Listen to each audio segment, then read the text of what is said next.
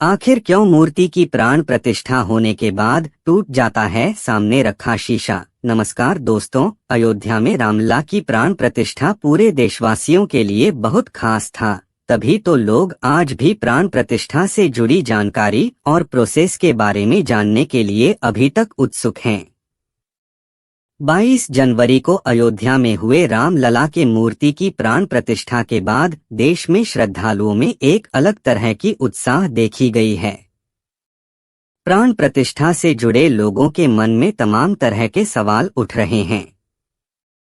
लोग social media और Google में मूर्ति प्राण प्रतिष्ठा से जुड़ी कई तरह के सवाल और प्रक्रिया के बारे में खोज रहे हैं।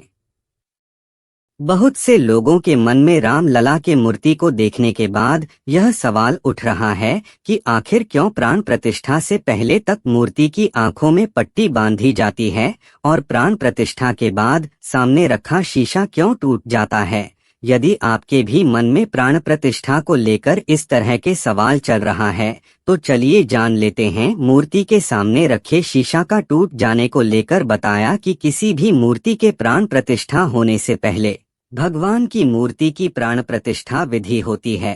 कई दिनों तक पूजा अनुष्ठान और वैदिक मंत्रों का पाठ होता है। बहुत से जगहों में प्राण प्रतिष्ठा के दौरान शीशा रखा जाता है जो प्राण प्रतिष्ठा होने के बाद टूट जाता है। प्राण प्रतिष्ठा विधि से पहले तक मूर्ति की आंखों को ढका जाता है और प्राण प्रतिष्ठा होने के बाद पट्टी खोल दी जाती है।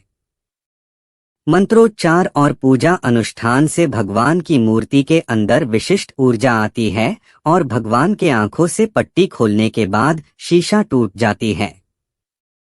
शीशा टूटने को लेकर यह मान्यता है कि भगवान की मूर्ति में वह तेज और ऊर्जा होती है, वह सीधे शीशे में पड़ती है जिससे मूर्ति के सामने रखा शीशा टूट जाता है।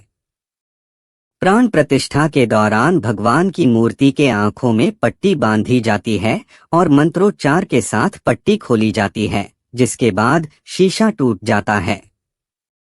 प्राण प्रतिष्ठा के दौरान की जाने वाली इस प्रक्रिया को शास्त्रों में चक्षु उन्मीलन कहा जाता है। लगातार कई दिनों से प्राण प्रतिष्ठा के लिए या मूर्ति में प्राण डालने के लिए वैदिक मंत्रों का पाठ होते रहता है।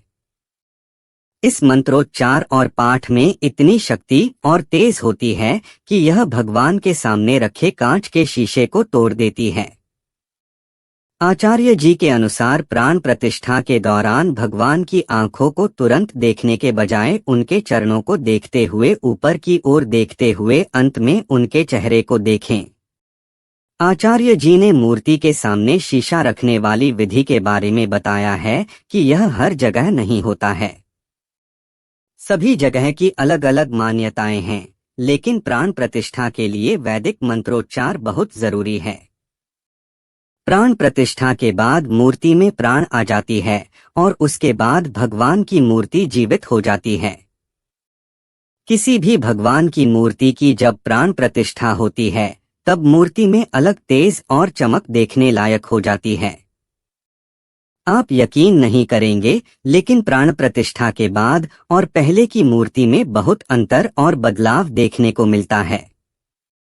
धन्यवाद दोस्तों, वीडियो को पूरा देखने के लिए। वीडियो पसंद आए वीडियो को लाइक शेयर करें और चैनल को सब्सक्राइब करें। धन्यवाद।